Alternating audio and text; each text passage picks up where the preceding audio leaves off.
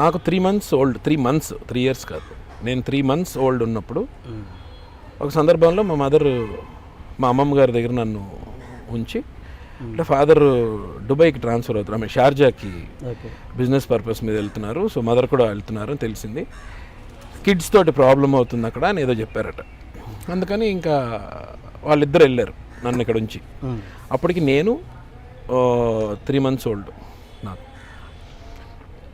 ఆ తర్వాత కొన్నాళ్ళు భోపాల్లో ఉన్నారు, నన్ను మా అమ్మమ్మ గారి దగ్గర పెట్టినప్పుడు. భోపాల్లో ఉన్నప్పుడు తర్వాత చెల్లి పుట్టింది, 1 year తర్వాత. నాకు మా చెల్లికి 1 year డిఫరెన్స్. చెల్లి పుట్టింది. చెల్లి ఆల్మోస్ట్ 2 years 3 years ఉంది మా ఫాదర్ మదర్ దగ్గర ఉంది.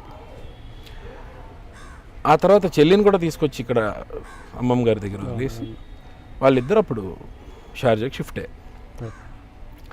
షిఫ్ట్ అయిన తర్వాత ఇంకా మెల్లగా పిల్లల్ని ఎప్పుడైనా తీసుకొద్దాం అని హోల్ లైఫ్ అంతా మా mother she was trying to get us there, unite the family.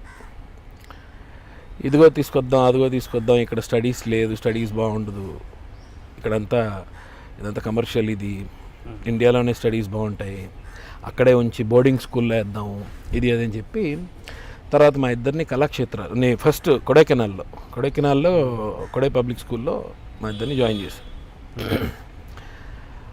అక్కడి నుంచి బోర్డింగ్ స్కూల్ స్టార్ట్ లైఫ్. ఇంకా మా మదర్ ట్రయింగ్ అనమాట, లేదు తీసుకొచ్చేద్దాం, పిల్లలు మన దగ్గర పెరగాలి కదా, తీసుకొచ్చేద్దాం, ఇదిగో తీసుకొద్దాం, నెక్స్ట్ ఇయర్ తీసుకొద్దాం, ఆ నెక్స్ట్ ఇయర్ తీసుకొద్దాం, అలాగా 40 ఏళ్ళు అయిపోయింది.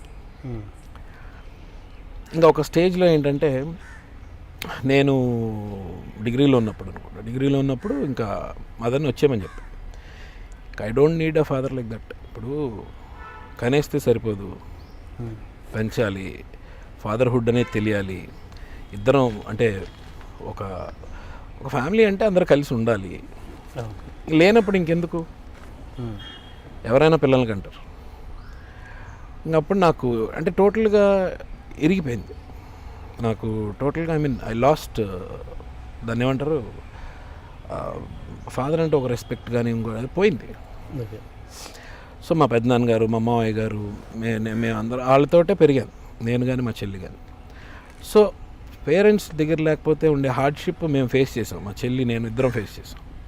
అంటే అది ఎలా ఉంటుందని బాగా చూసుకోలేదని కాదు, మమ్మల్ని మామయ్య గారు బాగా చూసుకున్నారు, మా పెద్దనాన్నగారు బాగా చూసుకున్నారు, మా అమ్మమ్మ గారు తాతగారు బాగా చూసుకున్నారు, వాళ్ళు మంచివాళ్ళు కాబట్టి బాగా చూసుకున్నారు. ఇంకోళ్ళు అయితే వేరేగా ఉంటుంది. ఇంకా సో ఒక స్టేజ్లో ఏంటంటే టోటల్లీ నాకు ఇంకొద్దనిపించేసి ఇంకా ఫాదర్ అవసరం లేదు.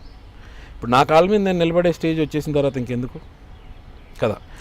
కిడ్స్కి ఎప్పుడు కావాలి, చిన్నప్పుడు పెరిగేటప్పుడు మా డాడీ ఇలా చేసి, ఇప్పుడు నా కొడుకున్నాడు, నేను తలలో దూకుంటానో చూసి ఆడు దూకుంటుంటాడు. ఎవరికైనా ఫాదరే కదా హీరో, ఫస్ట్ హీరో ఎవరికైనా ఫాదరే కదా. అవన్నీ నాకు తెలియదు, నేను అవన్నీ చూడలేదు, అవన్నీ ఫేస్ చేయలేదు.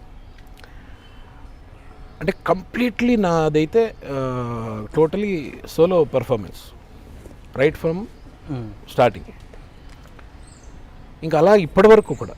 ఇప్పుడు నేను వైజాగ్ నుంచి ఇంకా హైదరాబాద్కి యాక్టింగ్ అని నేను బయలుదేరినప్పుడు కూడా నేను ఏం చేస్తానో ఏమవుతానో కూడా తెలియదు. ఆ స్టేజ్లో వచ్చా ఇక్కడికి.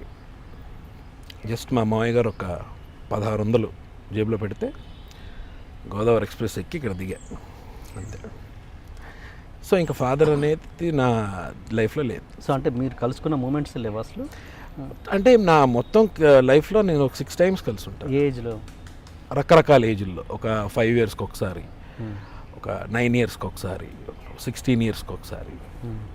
ఇండియా వచ్చినప్పుడు అది కూడా ఒకసారి, అంటే ఒక గంట ఒక హోటల్కి వెళ్ళడం. లాస్ట్ ఒక 25+ ఎప్పుడైనా కలిసిందా? లేదు 20 ఒకసారి. అప్పుడు ఏముంటుంది మీ కన్వర్జేషన్?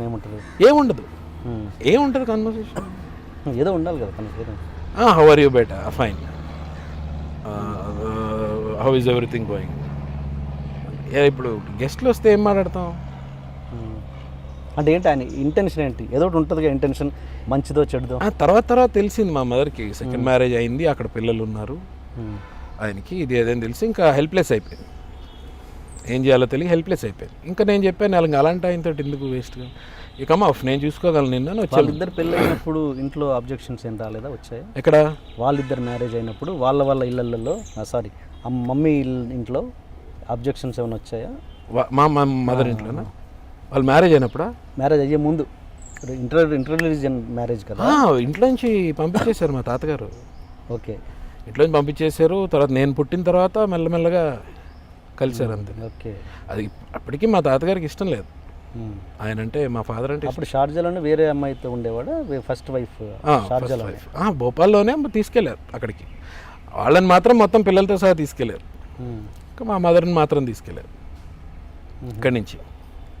ఓకే, అందుకేనా సమీర్ హిందూగా కన్వర్ట్ అయింది? అవును, నేను నా పేరు సమీర్ హసన్ అని పెట్టారు, అవును. ఆయన పేరు హసన్. నాకు అది పెట్టుకోవడం నాకు ఇష్టం, దాంతో కంటిన్యూ అవ్వడం నాకు ఇష్టం లేదు.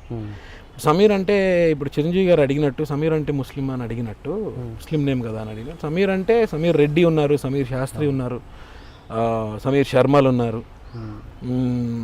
అది సమీర్ అంటే ఆంజనేయ స్వామి నేమ్. ఓకే, యాక్చువల్లీ సమీర్ అంటే ఆంజనేయుడి పేరు, ఓకే, వాయుపుత్రుడు పేరు. ఓకే.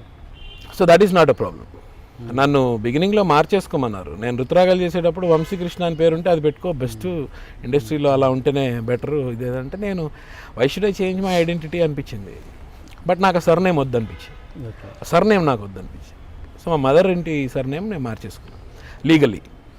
ఇప్పుడు నేను చాలా ఫేస్ చేసే ప్రాబ్లమ్స్ అంటే ఈ రిలీజియన్కి విషయానికి వచ్చేసరికి, సో అలాంటి సేమ్ ప్రాబ్లమ్స్ నా పిల్లలు ఫేస్ చేయకూడదు. ఇప్పుడు ఎందుకంటే నా వైఫ్ మళ్ళీ బ్రాహ్మణ్, తను ముసునూరి అపర్ణ, మా వైఫ్ బ్రాహ్మణ్ మళ్ళీ. సో ఈ ప్రాబ్లమ్స్ రాకుండా it should be once for all I should clear it అని చెప్పి నేను నా సర్నే మార్చేసుకొని మా పిల్లలకి ఒకటే ఇంకా వచ్చేటట్టు.